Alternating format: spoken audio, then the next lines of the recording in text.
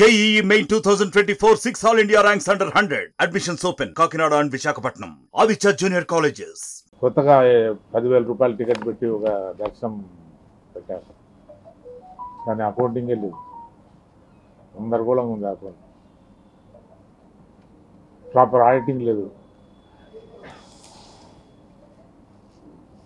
చివరకు మంచినీరు కూడా కలుషితం చేయబడింది ఆడంటే నాకు కళ్ళ నీళ్ళు వస్తాను.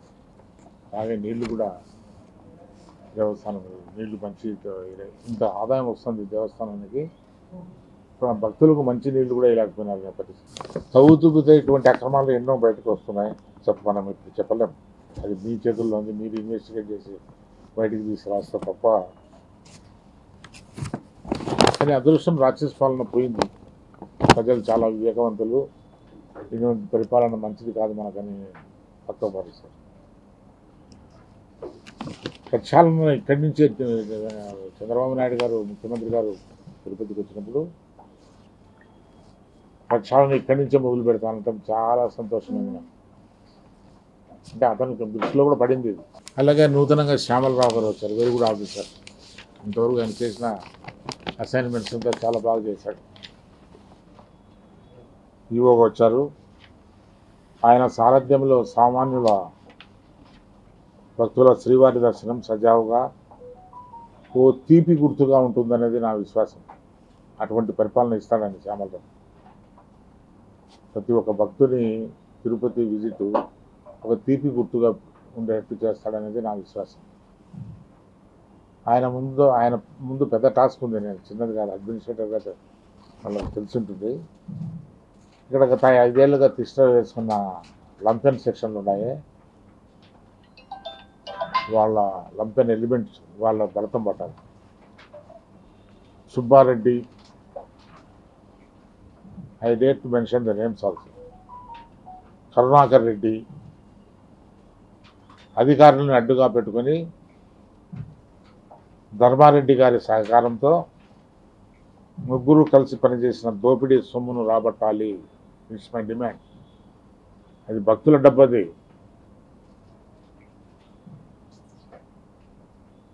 బ్యాంకులు గింగులు కన్నాలు వేసంటే అది వేరు, అది వేస్తుంటారు ఎట్లా. కానీ ఇది భక్తుల డబ్బు. వాళ్ళు కష్టపడి కొండకు వచ్చేసి దేవుని దండం పెట్టుకొని 4 రూపాయలు వాళ్ళ మిగిలిన డబ్బు అక్కడ ఇచ్చేసిపోతే ఆ డబ్బు కూడా ఈ విధంగా నాశనం చేస్తామండి.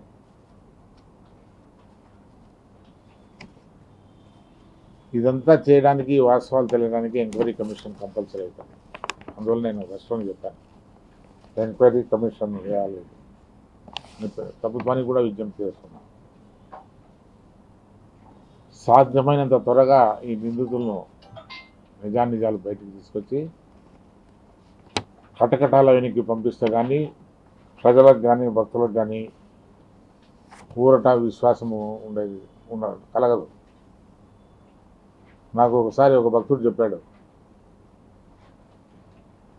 తిరుపతి లడ్డు తెచ్చిస్తే నేను అడిగా లక్ష్మణ స్వామిని, స్వామి ఎందుకురా మమ్మల్ని సతాయిస్తావు, ఈ 2 నన్ను కాపాడాడు, 5 ఏళ్ల తర్వాత నేను కాపాడుతాను మిమ్మల్ని అంటారు అని అంటున్నాడు. మా ఇంట్లో వెంకటేశ్వర స్వామి ఉంటాడు, పెద్ద విగ్రహం. మా సొంత ఇంట్లో మొదట్లోనే ఉంటుంది. ఉడన్ షోకేసులు పెట్టింటాం వెంకటేశ్వర స్వామి. నాకు లెటర్లు అడుగుతారు దర్శనానికి వచ్చినప్పుడు ఎమ్మెల్సీలు.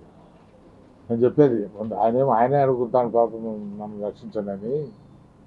ఇదో ఉన్నాడు ఆయన, దేవుడు ఏడైనా ఉంటాడా, ప్రార్థన చేసుకుంటూనే పోతారు, వేలు ఖర్చు పెట్టారు. ఈ 5 ఏళ్ల పాలనలో, జగన్ పరిపాలనలో ఈ జరిగిన పాపాలు, ఘోరాలు, దుర్మార్గాలు మీరు ప్రజల దృష్టికి తీసుకొచ్చారు.